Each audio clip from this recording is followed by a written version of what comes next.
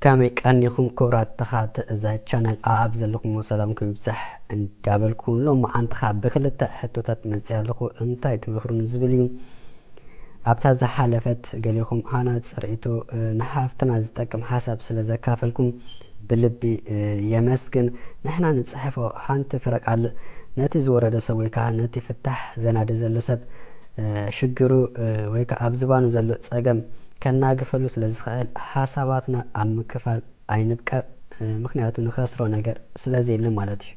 بزا قات عمونتم سابسكرايب زي قبركم سابسكرايب كتقبرو انداتلاوكم نابزي نيلوم معانت حتو خسقر اتحانتي اب كومنت استتصحفت يا ودن خنافقاكاس انتاي كقبر على النعتبل اتاكالي تخاء بإيميلات سريدة بزح استتصحف ነገር አለው እትዚ ባህል ገዲፈ እትዚ ባህል ጥራሕ ከብሎ ከፈተኒ ማለት እዩ ወይ ካ ከምብጎይ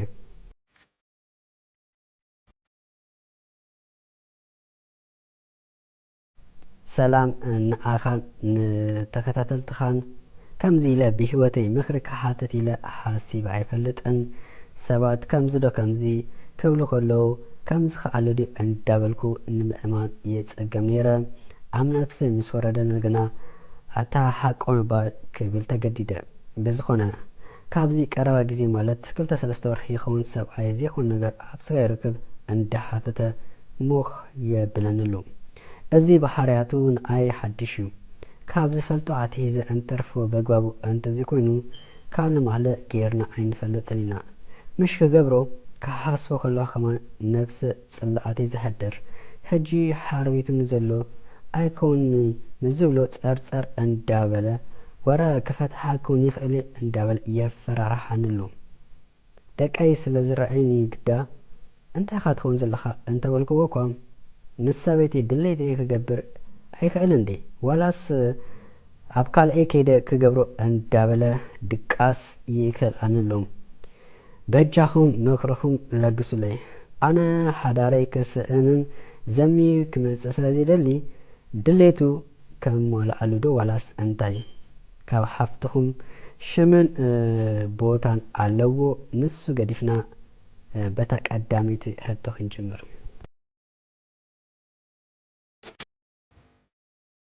بتاك أداميتي هدو مسن جمر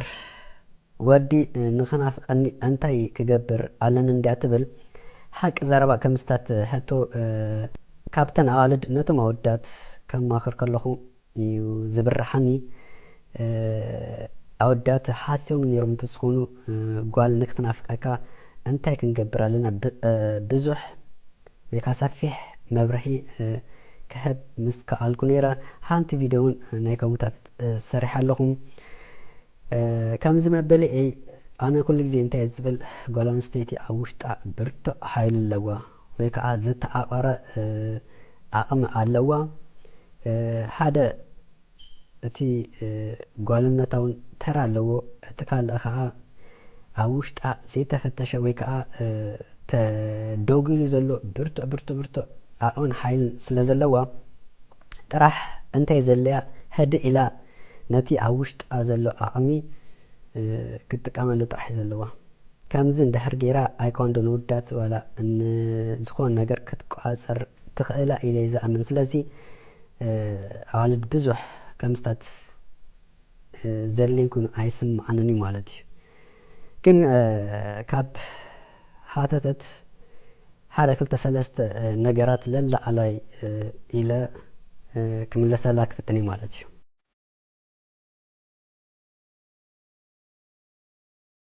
قدامي كل جزء كتفل عليه كلكم أبدأ يكون عمل أختي أقدم كن السخيشة باليوم الالكات أمي رجناس قد فكر دحان حدر بروك معالتي بروك ليتي قلم ليلكي قدمكي اتزرر بأخي فلما كان زقت وقبري بزح زرزر على جن عوشت وقعدت يكون كل للا على سلزبلكم للا على إلى حلفكم ليه قال أي شاهي نستدو نراخب كلك كله كنافعك تدلي انت خنك قصالي بقصفت حرايت بلي كل جزء نكتوصوي كراخبك مزدلم وحرايت بلي انت خنك بقليلو تركبي له سلاز امن ንቀጸሉን ትሕዝ ገይሩ ክወስዶ ስለ ዝኽእል ቁርብሲ ልቡስ ኣሻቕል ከተብል ኣለኪ። ሓደ ክልተ ግዜ ኣይጥዕመንን ምባል ብዙሕ ጉዳይ ኣይኮነን እኳ ደኣ በንጻሩ ንክራኸበኪ ስለ ዝርበፅን ናፊቑኪ ስለ ትራኸቡ ጽቡቕ ግዜ ከተሕልፉ ኢኹም። ሳልሳይ ካብ ማስትሽጥ ጠበቒልኪ መተንፈሰይ ትኽእል እዩ። ንኽናፍቐኪ ቦታ ሓብ እዩ። ዝበዝሐ ግዜ ምስኡ ተሓሊፍዮ እንተኾንኪ ከም ተራ ነገር ክሓስቦ ከጅምር እዩ። ክርእኪ ከሎ ሽዑ ልቡ ነጢራ ክትውፅእ ዕድልን እያ። ኩሉ ግዜ ምስኡ እንድሕር ሓሊኺ ብኸመይ ክናፍቐኪ ዕድል ትሕብዮ ኣለኺ? ብብኩራት ወይ ምስኡ ብዘይምሕላኺ ምዕንታን ብዛዕባኺ ክሓስብ እኹል ቦታ ሓብ እዩ። ምስ ካልኦት ሰባት መሓዙት ክዲ ገለ መደብ ኣውፅእ እሞ ንኣብነት እንዳተዘናግዕኺ ዲ ገለ ዝተሰኣልክዮ ስእልታት ፖስት ግበርዮ ሽዑ እንታይ ዓይነት ግብረ መልሲ ከም ትረኽብሉ ክትርኢኺ። ሓደራኺ ግና እቲ ትኸድዮ ቦታ ኣብቲ ኣፋፊ ክኸውን የብሉን። ድሓር ዘይተደለየ ሰበብ ሒዙልኪ ምዕንታን ከይመጽእ። መዓንቲ በዚ ክውድኤ ናትካ ሕቶ ብዙሕ ዝበሃል ነተሓቲ ከዘርዝር ትኽእል ኢኻ። የግዳስ ከምቲ ክብሎ ዝፀናሓ ኩሉ ላዕላይ ስለ ዝበልኩ ንሕቶኺ ንምምላስ ነዚ ክብል ተገዲደ ኣለኹ። እንድሕር ደኣ ሰፊሕ መብርሒ ትደልዩ እንድሕር ኮንኪ ደጊምኪ ትፀሓፍለይ ክዝርዝሮ ይኽእል እየ ማለት እዩ። ብዝተረፈ ናብታ ካልእቲ ሕቶ ምስ ንሰግር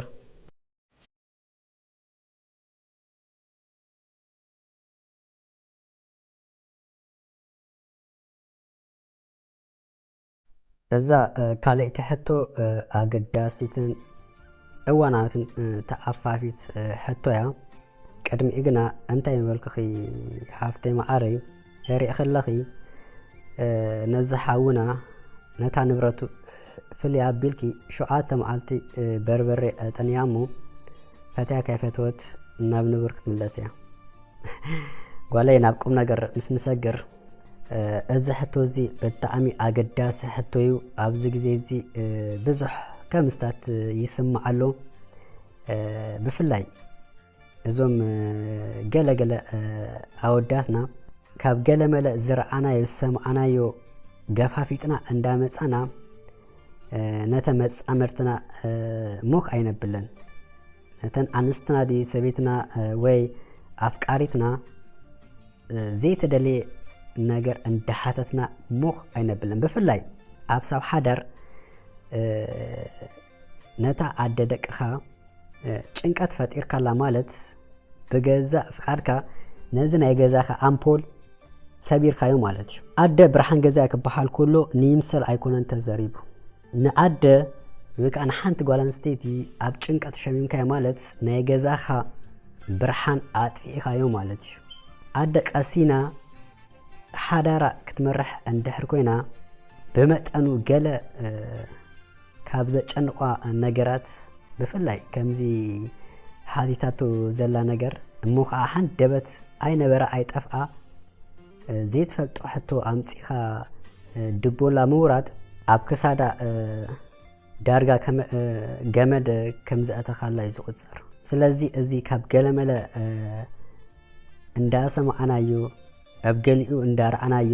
ኣይ ባህልና ኣይ ልምድና ገፋፊጥና መፂና ኣብተን ደቂ ኣንስትዮ ክንፍትኖ ምድላይ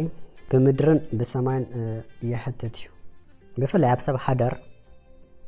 ወይ ከዓ እንታይ ዝበሃል ስጋዊ ርክብ እቲ ናይ ጥዕና ጉዳይ ሳይንስ ዝብሎ ገዲፍና ሓደ ንክልተ ነገር ኢኻ ስጋዊ ርክብ ትፍፅም። ሓደ ቀፃልነት ዘርእኻ ወይ ከዓ ወለዶኻ ንክተረጋገፅ እዩ። ኣብዚ ዓለም ንኣኻ ዝመስል ሰብ ንምግዳፍ እዩ። እቲ ካልኣይ ከዓ ስምዒትካ ንምርዋይ ሃፃር በትግበሮ መውዳእቱ ዜርካ እተን ዘይጠቕማ ደቃይቕ ስምዒትካ ምዕጋብ እዩ።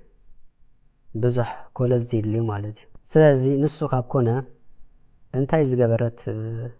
ጓል ኣንስተይቲ እሞ ከዓ ብዘይድሌታ እሞ ከዓ ኣደ ደቅኻ ከምዝዶ እንዳበልካ ተዋጥራ። ስለዚ ኣነ ምስመን ኣለኹ ምሳኽ ኣለኹ ፅቡቕ ኢኻ ሓሲብኪ ፅቡቕ ኢልኪ ሓሳቡ ከማላዕሉ ዶ ገለ መለ ዝብል ኣዘራርባ ግን ንይበልዮም ሃራይ እስከንበል ሓንሳብ እስከ ድሌቱ መግበርሉ ብኡ ስቕ ዝብል ይመስለኪ ንሱ እንዳደጋገመ ምስ መፀ ከም ተራ ነገር ክሓስበ እዩ ንስሐ ግን ቀፃሊ ውሽጥኸ ሕረኽረኽ ስለ ዝብለኪ ቃሲንካ ኣይክትነግርን ኢኺ ኩሉ ግዜ ዘይኣመንካሉ ነገር ክትገብር ከለኻ ወይ ከዓ ብድሌት ናይ ካልእ ሰብ ተመርሒኻ ክትከይድ ከለኻ ዘላቐ ፈታሕ ወይ ከዓ ዘላቐ ቅሳነት ኣየምፃልካን ስለዚ ኣብ ሓሳብ ፀኒዕኺ የግዳስ ክትረዳድእዮ ፈትን ክትዛረዮ ከለኺ ብፍላይ ኣብ ሰብ ሓዳር ኣው ዘይኮነ ጓል ኣንስተይቲ ከምቲ ኣንቶይ ዝበልክዎ ሓይሊ ስለ ዘለዋ ተጠፍኡን ተልምዕን ስለ ዝኾነት ሓደ ኩሉ ግዜ ሰዓትን ቦታን ኩነታት መሪፅኪ ተዛረቢ ብስራሕ ደኺሙ መፂእ ከሎ ኣፍ ኣፉ ኣይትመልስሉ ብገለ ጭንቀት ተወጢሩ ከሎ ዘይኮን ኣርእስቲ እንዳልዓልኪ ኣይትዛረብዩ ኣብ ምቹእ ኩነታት ኣሎ ኢልኪ ኣብ ዝገመትኪ ግዜ ሕደ ኢልኪ በቲ ልስሉስ ቃላትኪ ተጠቂምኪ ክተኣምንዮ ፈትን እንተዘይ ኮይኑ ንሱ ስለ ዝደለየ ጥራሕ እሞ ከዓ ሰበይቱ ስለ ዝኾንኪ ድሌቱ ክገብር ኣሎ ማለት ኣይኮነን ኣቦታትና እኮ ቀደም ሕጂ ኮይኑ እምበር ከምዚ ኢልካ ከማን ንዛረብ ኣለና ልጂ ወሊዖም ከማይ ገብሩን እዮም ኣነ ምሳኺ ኣለኹ ኣጆኺ በርትዒ ኣብ ፅቡቕ ኢኺ ሓሲብኪ ክብል ከለኹ ኖኖ ምባልኪ ማለት እየ ከምቲ ክብሎ ፀናሕኩ ሕዲ ኢልኪ ጥራሕ ክትረዳድእዮ ፈትን ሓውና ከዓ ኣደደቅኻ በዲልካ ማለት ገዛኻ ተኣምንለኻ ስለ ዝኾነ ኣጨኒካ ማለት ብተዘዋዋሪ ንደቅኻ ተሓስለኻ ማለት ስለ ዝኾነ